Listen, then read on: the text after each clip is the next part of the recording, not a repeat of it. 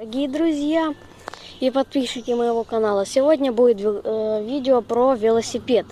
Да, сегодня будет тема как смазывание подножки.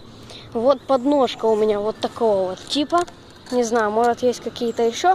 И вот, как вы видите, она скрипит. Как от этого избавиться?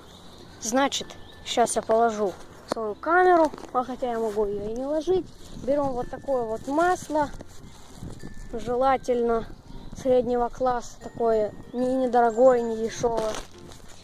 Так, сейчас я поставлю камеру. Вот это вот масло, вот такого у меня 80 миллилитров. Вот масло индустриальное, предназначено для смазывания направляющих.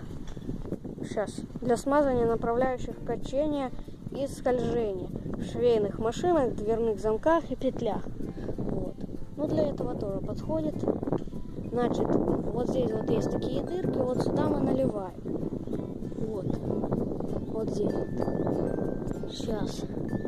Вот так. И мы по кругу это должны распределить. Вот.